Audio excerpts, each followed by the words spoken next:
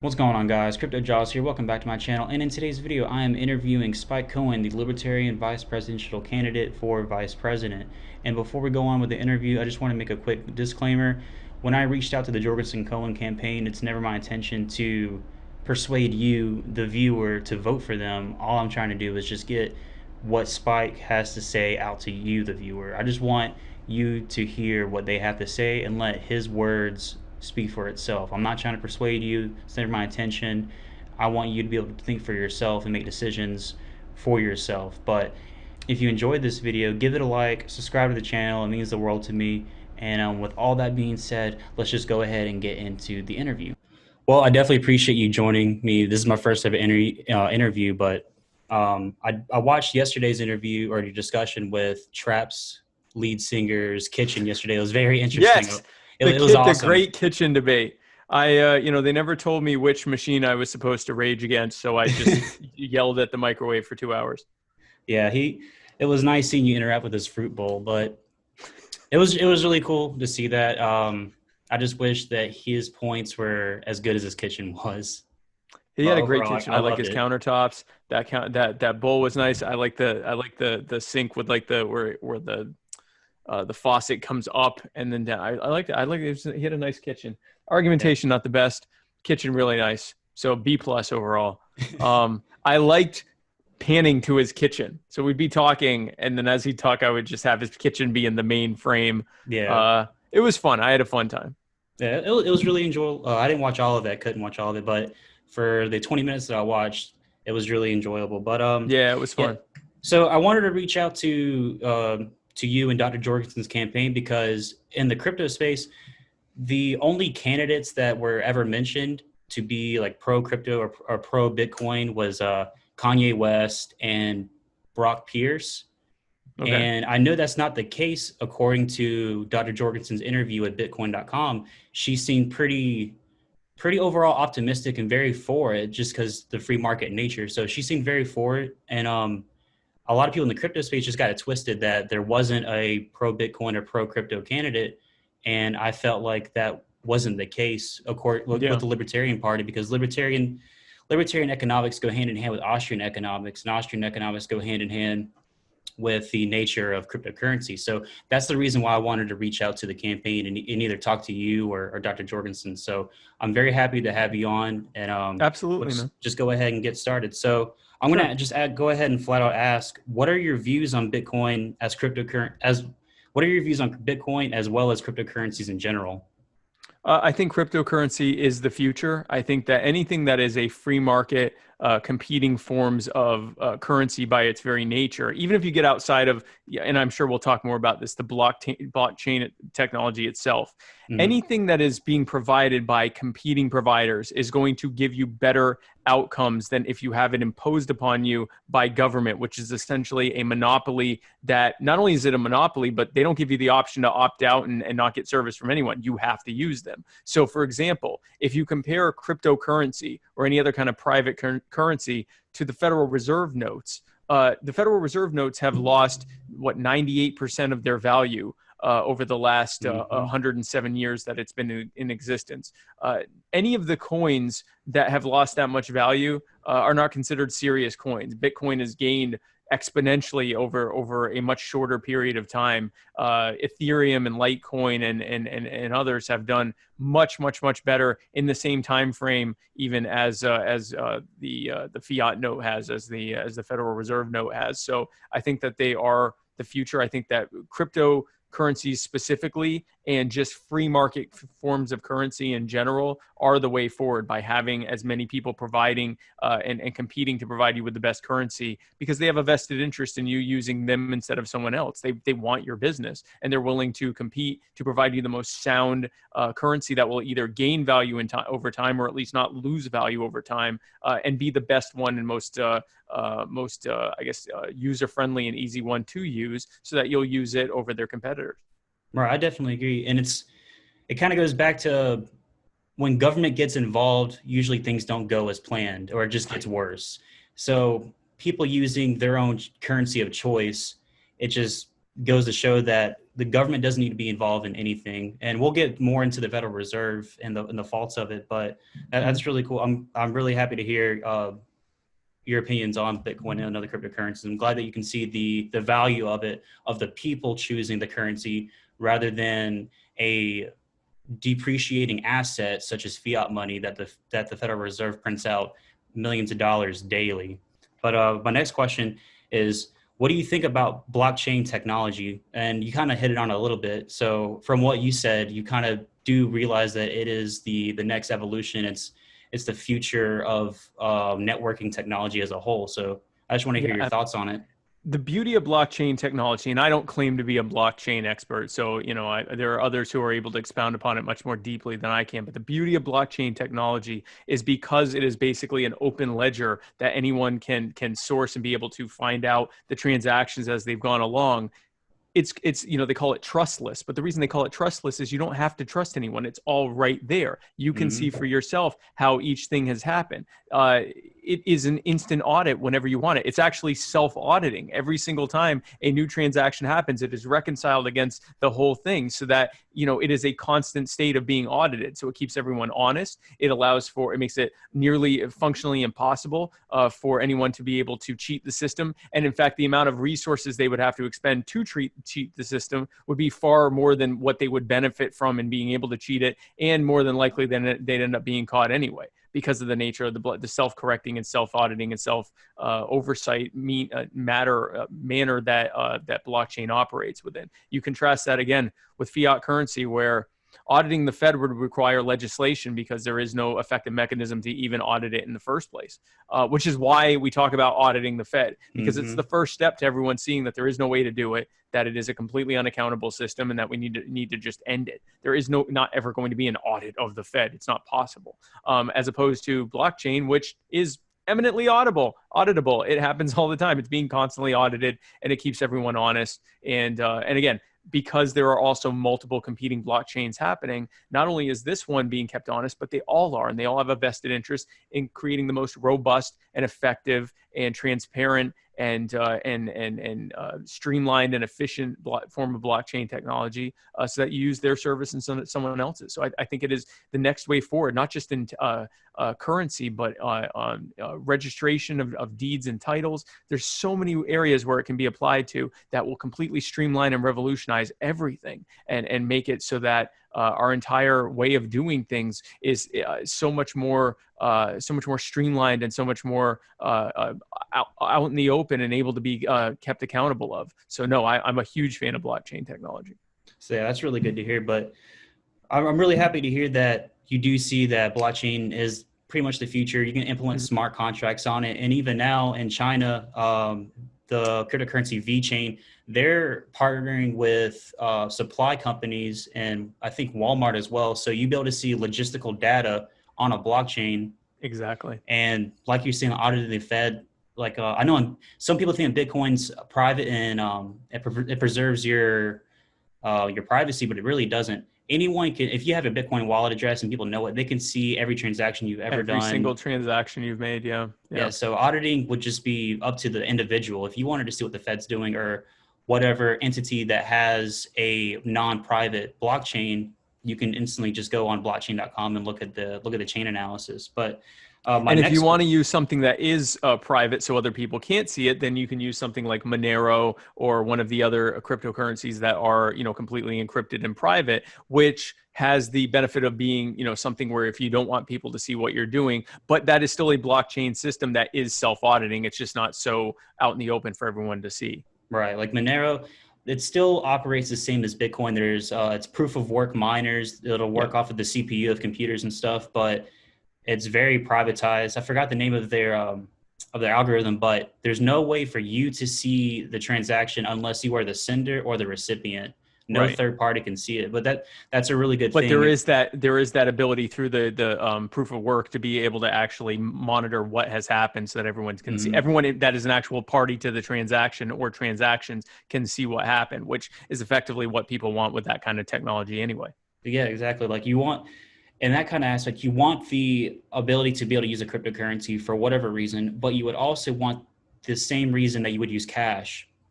And I remember watching a video of Steve Mnuchin talking about how cash has never been used for nefarious purposes or illegal activities. But Yes. and Ever. he said that on MSNBC. But everybody knows that cash is the number one go-to for whatever reason: laundering, drugs, trafficking. Like cash is the go-to. So that's a very poor excuse to put it up against cryptocurrencies. But No yeah, one has ever used a dollar bill to snort cocaine ever.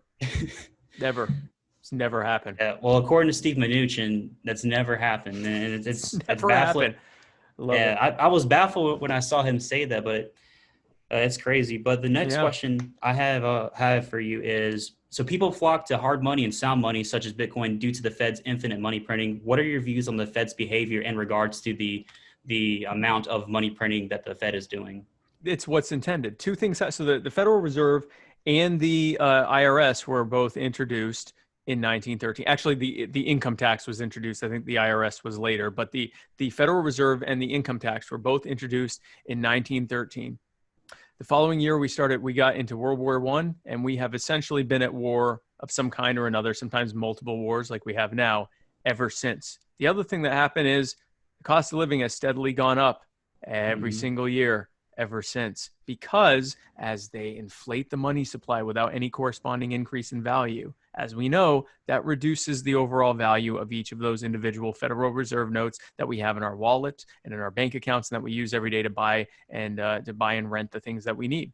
And so that causes the cost of living to go up. As our currency that we use goes down in value, the cost of the number of those currency that we have to use to get the things we need continues to go up, which is why, again, our money is now worth 2 cents on the dollar what it was. Imagine if your money was worth Mm-hmm. 50 times what it is now. Imagine how much of a better situation you would be in right now, Robert, if you could simply have every time you're making, let's say you're making $10 an hour, you're actually making $500 an hour. Imagine that It kind would. of purchasing power. And now we see why there has been a slowly and steadily growing gap in income inequality and the wealth between the wealthiest among us and the poorest among us. It was done by intention, and here's why. Mm-hmm. The American people would never agree to be taxed the 70 or 80% it would cost for this bloated, wasteful government that imposes itself around the world with wars, brings back caskets draped in flags that used to have our loved ones' bodies in them, and many more coming home with PTSD and chronic injuries and traumatic brain injuries and chronic pain, and that are dealing with rashes of addiction and suicide at high rates. We never agreed to that. We never agreed to the war on drugs. We never agreed to the militarized police state. We never agreed to warrantless surveillance and wiretapping if we had to pay for it directly. So Mm-hmm. instead, they have the Federal Reserve print out endless money. What did they do with that? They give it away in the form of bailouts to the most favored companies among them that bought and paid for them to be in office. They lend it to the Treasury, to the federal government in the form of buying 40-year Treasury bonds every day. Every single day, there are more and more debts that are with interest for 40 years, debts that have to be paid by you and your children and their children and possibly even their children with interest, and then again also inflating the monetary supply, which reduces your value. But it was done in order to pay for the things that government knew you would never agree to be taxed to pay directly for. So it is a cynical form of taxation, a very insidious and Mm-hmm. really disgusting form of taxation that they've imposed. And it is intentional. It was not just not oops. We didn't know this would happen. They knew this would happen. They wanted it to happen. They want inflation because inflation reduces the value of that debt, and it also reduces the value of you and of your wealth so that you become more and more reliant on them and more desperate and anxious and unable to thrive and build for yourself and your families and loved ones and communities, so that you have to rely more and more on them and their bad, arbitrarily defined, centrally planned, crony friendly solutions that just so happen to make things worse and worse for you every single year. It is by intention. The Republican Party exists, that Mm-hmm. both wings of the Republican Party exist to keep propped up the system that has been built upon by the Federal Reserve and the IRS to impose themselves on you and lead to an ever increasing distribution of wealth away from those with the least and to give to those with the most. Oh yeah, so you definitely hit a whole bunch of nails on the head with what you're saying, but I definitely agree with 100% all of it. In the words of George Carlin, the game is rigged. It's always been Yep. rigged. It's been rigged from the Mm-hmm. beginning. And it's really hard for people to seek financial freedom when we've always been told that, you should always, have 3 months of money saved up and this and that. But in the long term, having money in just cash is just wasting your money because it's a depreciating asset. Yep. When you hear all these old people, your grandparents or whoever, talking about like, oh, back in my day, this and that only costed $1. It's not because times are different. It's just because our dollar is just It's it's worth just less. shit. Exactly. It's terrible. Yep. It's a depreciating asset. Like you said, it's lost 98% of its purchasing power since the inception. And the getting rid of the gold standard only exacerbated it. It made it 100 times worse. So I'm really happy to hear your thoughts and to know about how you know for a fact that the game is rigged, how all of this was done by design, and it just it further separates the gap between the poor, the middle class, and the wealthy. By design. And Joe Jorgensen's plan when she comes into the White House is to audit and then end the Fed and the IRS and allow competing providers to compete to provide you with the best forms of currency. And those will more than likely be different forms of cryptocurrency, but whatever the market provides in order to be able to provide the best currencies. Imagine having money that gains value over time, not just in investments, but in the actual money itself. And where you have competing providers saying, hey, if you use our money, we'll give you a 3% discount on anything that you buy for the first 6 months that you're using, sort of like how credit cards compete for your business. Imagine if the money that you were using competed for your business. And imagine if the government was no longer able to just print out endless reams of your money. And if they needed something, they had to actually come to you and prove to you that it was something that was necessary. Imagine if that was the way things were. We'd have a completely different relationship with government, a much better one for us. That's the beauty of a free market society and just free market economics. And in the crypto community, we even see that now in DeFi platforms, decentralized finance, because you'll have multiple DeFi platforms, and they're like, okay, well, if you lock up this cryptocurrency, let's say you lock up USDC, which is like a dollar stable coin. So you lock up your dollar stable coin for 3 months, we'll give you 10% interest. That's better than most savings accounts. Or another DeFi platform be like, oh, well, if you use our platform to stake your USDC coins, we'll give you 15% annual interest. That's way better than the majority of all savings accounts. And to see that in a not a government implemented one, but a government backed and recommended one, so the free market can be able to choose, and vendors and lenders can be able to be like, oh, use our currency, we'll give you X amount percent off of cashback or off of purchases or whatnot. And we're already seeing that. So I would like, in an ideal future, I would love to see that in our society today. But I agree 100%. Oh yeah. So my next question is, what are your thoughts on just the Fed buying junk bonds from Wall Street companies? It's the next logical conclusion. It is essentially, you see an ever growth, because the Federal Reserve operates as a private entity, and yet its board of governors are appointed by the president. And I mean, it's a joke. It is a U.S. government central bank in all but name. There's nothing private about it. It's not, it's, people say it's not federal and it's not a reserve. Well, it's true that it's not a reserve, but it's federal. It exists as an extension of the federal government. It is, for all intents and purposes, a U.S. government central bank. It is what it is. And so we're getting the outcomes that we would expect from such a thing. And the government wants to move towards eventual nationalization of companies. Well, the first step to nationalizing something is to finance it. So if you have what is essentially a central bank buying junk bonds from companies in order to keep them afloat, and now you're seeing them actually talking about buying actual investments and assets in those companies, starting with junk bonds and eventually owning shares of these companies, they're not only are they blatantly picking winners and losers, but they're also essentially beginning the first step of nationalizing entire corporations. So this is not the people, but government seizing the means of production by first seizing the means of production are finance. So if you're taking over the capital, if you're taking over the actual share ownership of it, you are seizing the means of production. You're just doing it in an insidious and roundabout way. After they are, failing as a result of the policies that you put in place, you are now basically buying them so that you can own them as government and profit, for lack of a better word, from it. And it's what the cronies want. The cronies would love nothing more than to operate, government owned companies, and they continue to make billions of dollars with the guarantee that they never have to compete with anyone. Why would they not do that? So no, it is the next logical conclusion of what happens when you put government in charge of the issuance and backing of currency. I definitely agree, and it's just it is the logical next thing to do for the Fed to do is buy junk bonds, but it's also just goes hand in hand with how corrupt it is, because what's the point of even trying of a company trying to make a business in this capitalist society? And it's not real capitalism. It's not, it really isn't. It's not free market. There's no bailouts in capitalism. Yeah, so this is a disagreement on definition. I would agree with you that this isn't capitalism. Capitalism, the term capitalism came from Marxists. They created the term capitalism. This is what they define as capitalism, state capitalism, where the state picks winners and losers. They choose who owns the capital. They choose who owns the wealth. So from the original definition of capitalism that the Marxists created, this is capitalism. Our definition of a market and a people set free to use capital as a means of price signaling to each other, supply and demand, that clearly is not that.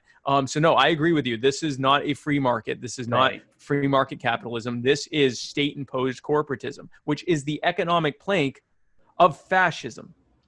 I definitely agree. I couldn't even say it better than myself, but this is definitely not capitalism. But in the words of the origination from Marxism, this is capitalism, but this is not capitalism as we know it. This is the boogeyman that the Marxists were fighting against. It's what we live in now. So no, it absolutely is. It is state capitalism or corporatism. It's fascism. Let's be clear on what it is. It is fascism. It is an imperialist government who has an empire around the world that is using fascist economic policies to pick winners and losers at the expense of literally everyone else. And now all of a sudden it makes sense why the president was threatening to label anti-fascism a terrorist group. Mm-hmm. I definitely agree with all that. If we have ever seen a fascist regime in the United States, we're seeing it unfolded today, and we're on the precipice of seeing it just become even worse. If nothing changes, it's going to get worse. It's just only going to get worse. We see this now. You know, people who hate Donald Trump saying, "Oh, I have a strange new respect for George Bush." Well, yeah, because he was further back. He wasn't as bad as Trump, who, George Bush wasn't quite as bad as Barack Obama, who wasn't quite as bad as Donald Trump, who won't be quite as bad as whoever they expect to replace him, who won't be quite as bad as whoever it's ever, in the same way that our money is slowly losing value, we continue to get diminishing returns in terms of who they have in office, not just at the White House, but all the way down. Yes, it is going to get worse. The continued march towards ever increasing tyranny and oppression and infringement will continue until morale improves. And so that is why we as libertarians are pushing for an end to all of this, dismantling these oppressive and tyrannical and infringing structures and giving that power back to the people to make choices for themselves in the spontaneous order of human action in a market and a people set free. I definitely agree with all of that. So my next question is, so I made a video the other day because I've been seeing a lot of articles about, are we moving to a cashless society? And with all this COVID stuff going on, a lot of businesses have started refusing to accept cash. Right. There's like rumors of a coin shortage also. So they're like, okay, exact change or just card only. So, and according to multiple articles, there's a beta test in China right now for a digital yuan being implemented right now with their Chinese equivalent of Uber Eats. So up to 400 million customers are now using a digitalized version of the yuan, which is the Chinese currency. Right. And it's more than likely that the United States is going to see a digital dollar in the future. So would you be in favor for a digital dollar? And if you were, would you be in favor that it's a capped supply, if it protects if it's an anonymous coin, just as how no one can really track you if you use cash? So would you be in favor for a privatized and capped digital dollar? I wouldn't, and here's why. If it's them proposing it, it's not what's going to happen. It's not going to be capped. It's not going to be private. It's going to be just an even easier way to print out endless amounts. Now, instead of having to actually print out money, they just add zeros They go up. Now we got 100 trillion of whatever. We just inflate the money supply digitally. So it's more efficient in that way, but it also makes it that much easier for them to just update the ledger. We added another, $1 trillion today. And so it just makes it that much easier.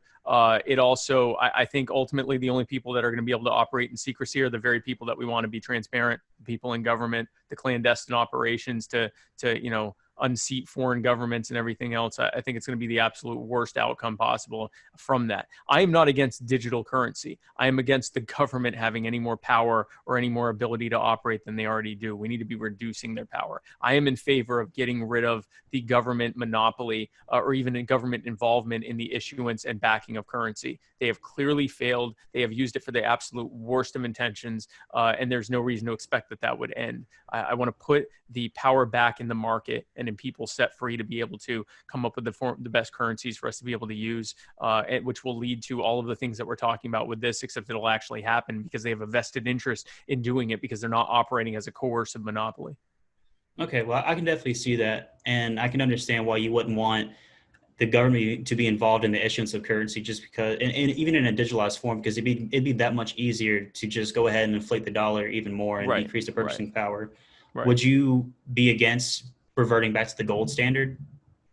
The gold standard has kind of the opposite problem. So one of the issues with the gold standard is that if you don't find new gold, you can't really increase the value. So I'm in favor of allowing the market to come up with, I think you would have some elastic scarcity that would happen as a result of the market being able to come up with their equilibrium and be able to provide ever increasing value through the actual currencies that they're issuing, as opposed to actually having some kind of centrally imposed standard, whether it's gold or silver or whatever. I think it's better to leave that up to the market to be able to, all things ultimately have subjective value anyway. And the beauty of a currency that's based on just its value to the market, it allows for subjective value to be that much more elastic, and it allows for there to be an equilibrium that can be achieved and can be based on the overall value of the economy writ large, as opposed to it's based on the amount of gold that's being held in a reserve somewhere.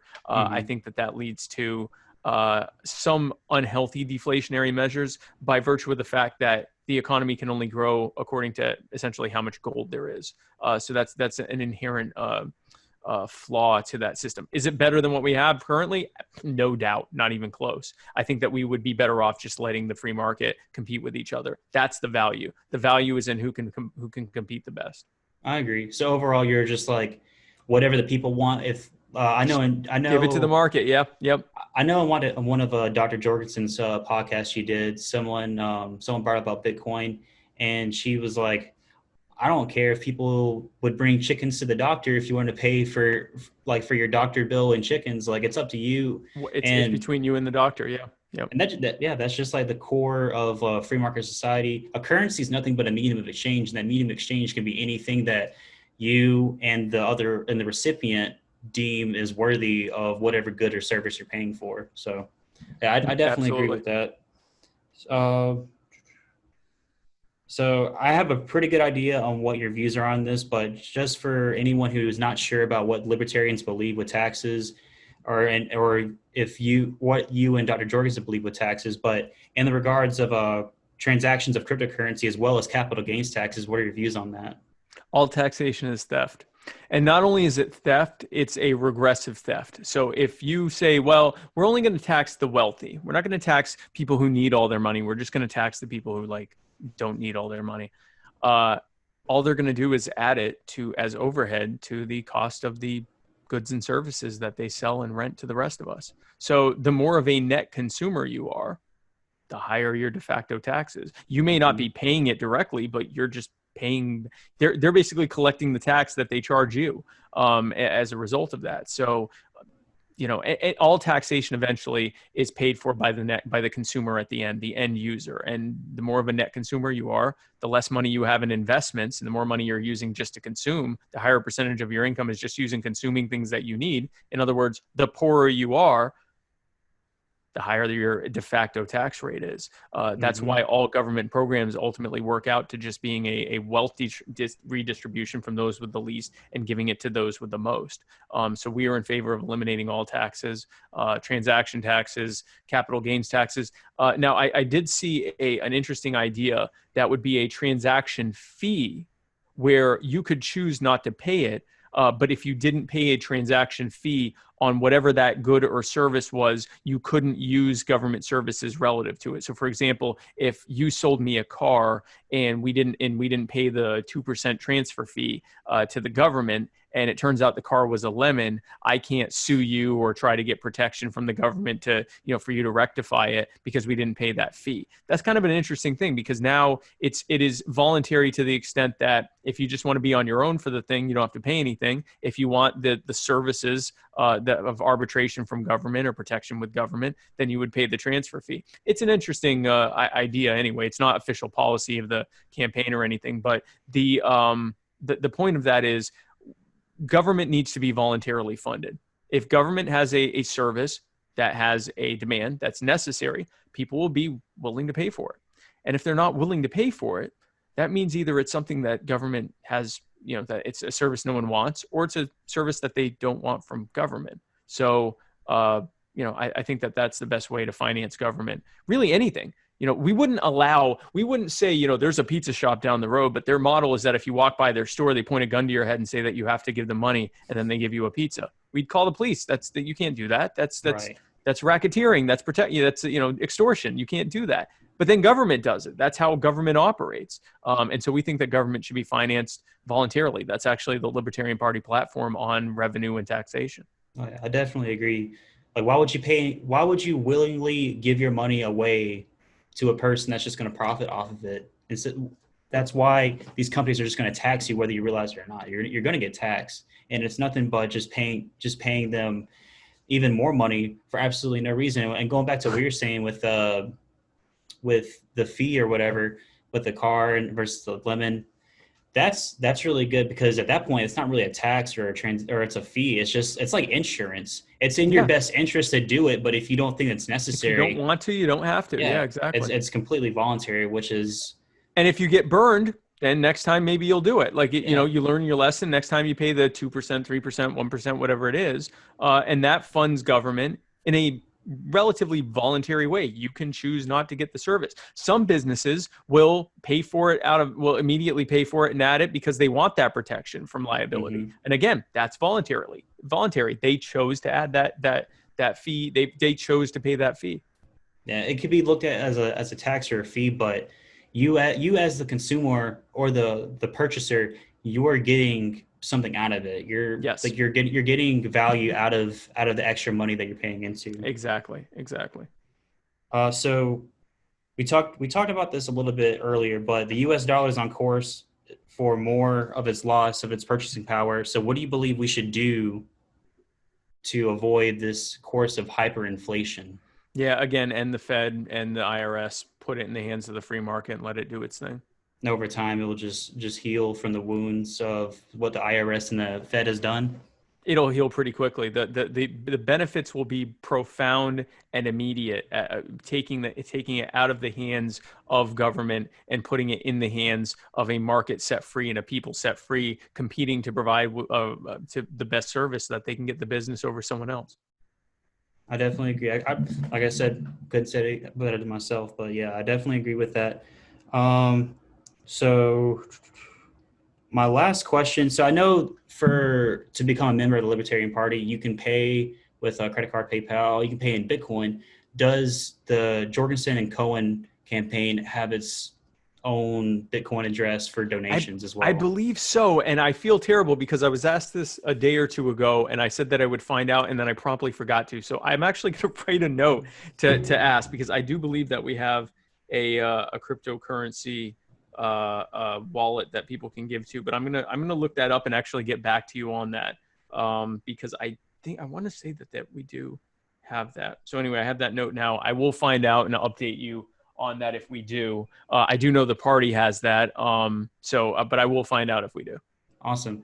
Yeah. Whenever whenever you get back to me, if ever, I'll go and I'll put the link for the wallet address for whatever currency. I'll Perfect. put that in the description, and I'll share it along with everything I have. But that's pretty much all the questions I have for you. I just want to keep it short and sweet.